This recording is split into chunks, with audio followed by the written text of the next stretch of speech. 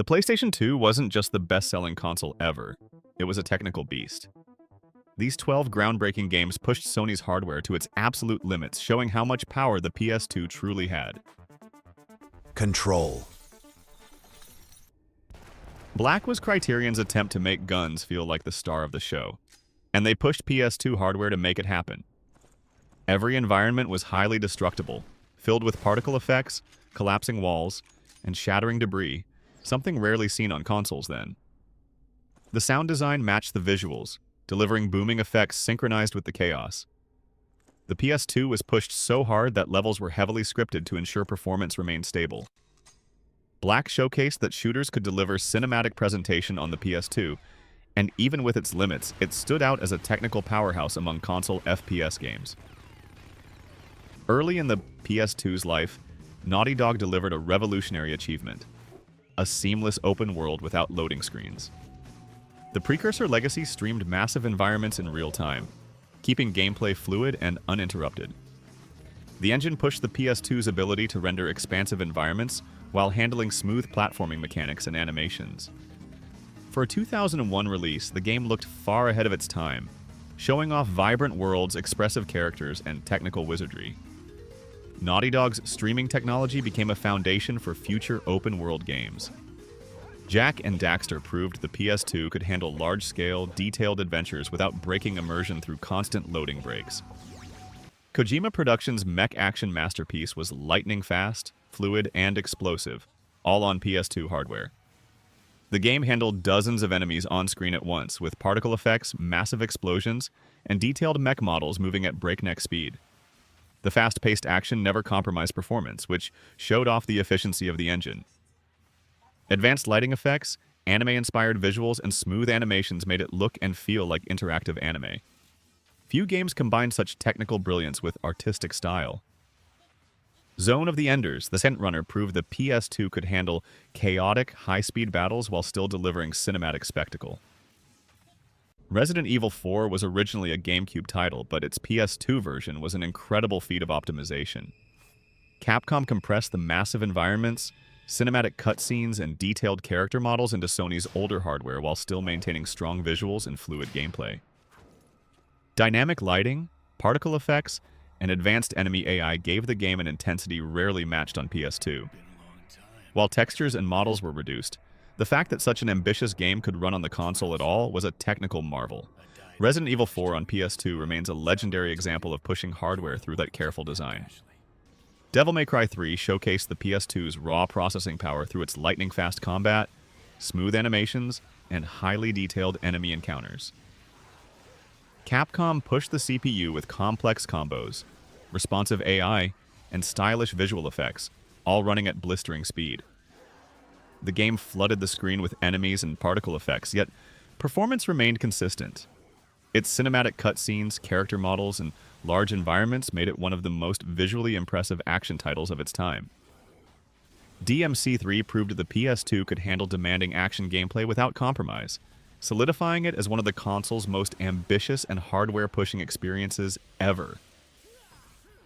Shadow of the Colossus remains one of the greatest technical achievements on the PS2. Team ICO built enormous, detailed landscapes that streamed seamlessly without loading screens, alongside towering colossi that felt alive through animation and physics. The scale was mind-blowing. Each battle felt like a cinematic event rendered in real time.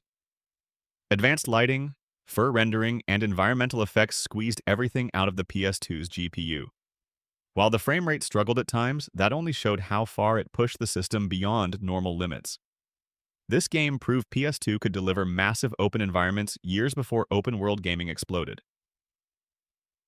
Released at the end of the PS2's life cycle, God of War 2 was the ultimate showcase of the console's raw power.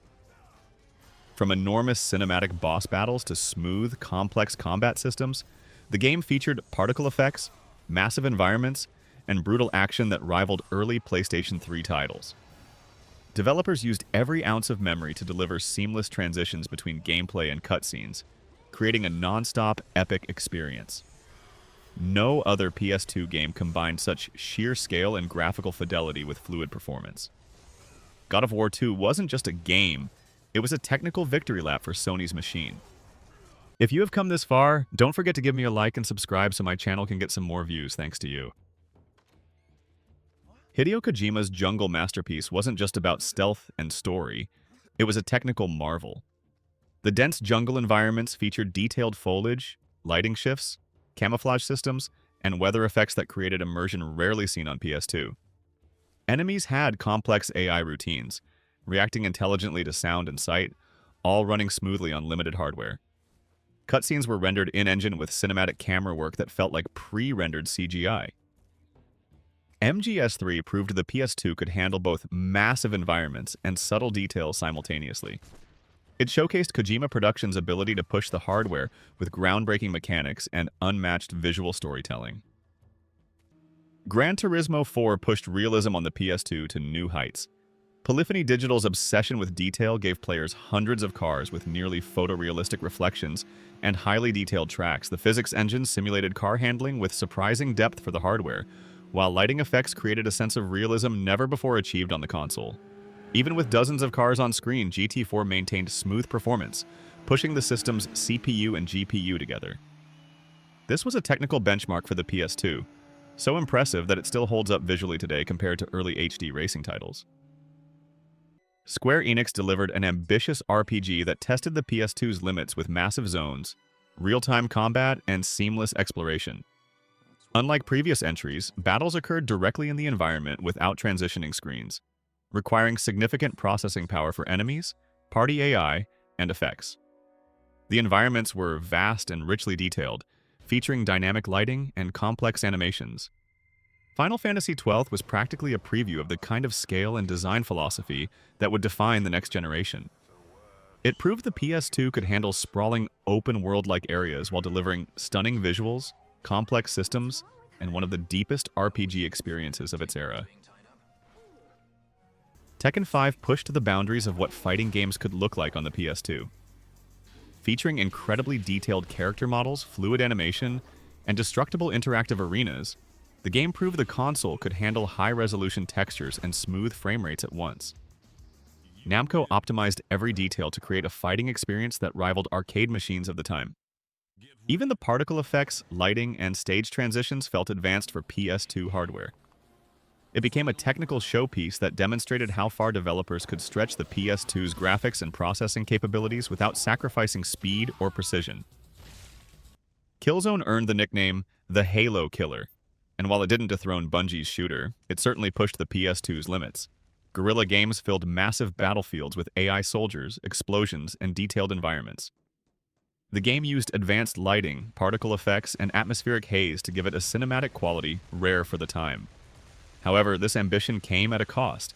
The PS2 struggled to keep up, often dropping frames.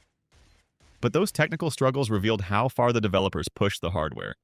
Killzone stood as a bold, visually striking attempt at bringing a massive, gritty first-person shooter to Sony's console. If you have come this far, don't forget to give me a like and subscribe so my channel can get some more views thanks to you. Control.